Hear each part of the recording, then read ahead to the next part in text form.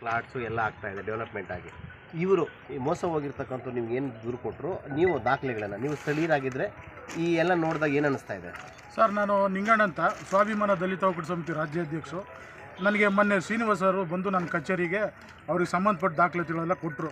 Arvind property ಅವರು ಆ ಶ್ರೀನಿವಾಸ್ ಅನ್ನೋ ಒಬ್ಬ ರೈತನಿಗೆ ಸುಮಾರು ಒಂದು 200 ಕೋಟಿ ತನಕ ಹಣ ಕೊಡಬೇಕು ಅಂತಂದು ಕರೆಸ್ಕೊಂಬಿಟ್ಟು ಮೋಸ ಮಾಡಿ ಇದು ಮಾಡ್ತವ್ರೆ.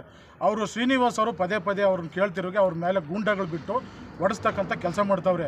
ಏನು ಇವತ್ತು ಅರವಿಂದ್ ಪ್ರಾಪರ್ಟಿ ಅವರು ರೈತರಿಗೆ ಮೋಸ ಮಾಡ್ಯವರು, ಅದಕ್ಕೆ ಇವತ್ತು ನಮ್ಮ ರಾಜ್ಯಾದ್ಯಂತ ರೈತರುಗಳು ಆತ್ಮಹತ್ಯೆ ಮಾಡ್ಕೊಳ್ತವ್ರೆ.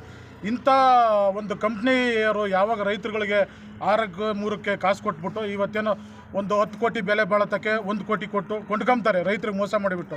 ನಾಳೆ ರೈತ ಏನಾನ ಹೋಗಿ ಕೇಳೋಕೆ ಹೋದರೆ ಆ ರೈತನ ಮೇಲೆ ಗೂಂಡಗಳು ಬಿಟ್ಟು ಹೊಡ್ಸಕ್ಕಂಥ ಕೆಲಸ ಮಾಡ್ತಾರೆ.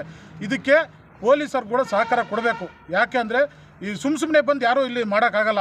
ಈಗ ಆತನಿಗೆ ಎಷ್ಟು ಆಕ್ರೋಶ ಇದೆ, ಎಷ್ಟು ನೋವಿದೆ. ಆತನು ಸಾಲ ಸೂಲ ಮಾಡಿ ತಂದು ಬಡ್ಡಿಗಳು ತಂದು ಏನೋ ಅವತ್ತಿನ ಕಾಲದಾಗ ಉಳುಮೆ ಮಾಡ್ತಿದ್ರು. ಏನೋ ಇವತ್ತು ಏರ್ಪೋರ್ಟ್ ಹತ್ರ ಇರೋದ್ರಿಂದ ಈ ಜಮೀನಿಗೆ ಬಂಗಾರದ ಬೆಲೆ ಬಂದೈತೆ. ಆ ಬಂಗಾರದ ಬೆಲೆ ಇರೋದ್ರಿಂದ ಇವ್ರು ಅದನ್ನೇ ಮಿಸ್ಯೂಸ್ ಮಾಡ್ಕೊಂಡು ಕಂಪ್ನಿಯವರು ರೈತರಿಗೆ ಟಾರ್ಚರ್ ಕೊಟ್ಕೊಂಡು ರೈತರಿಗೆ ದುಡ್ಡು ಕೊಡ್ದಂಗೆ ಅಂದರೆ ಯಾವುದು ನ್ಯಾಯ? ಅದಕ್ಕೆ ಕೂಡಲೇ ಪೊಲೀಸರು ಇದಕ್ಕೆ ಸಾಥ್ ಕೊಟ್ಟು ಪದೇ ಪದೇ ಕಿರುಕುಳ ಕೊಡೋದು ನನಗೇನೋ ಸರಿ ಇಲ್ಲ ಅನಿಸುತ್ತೆ.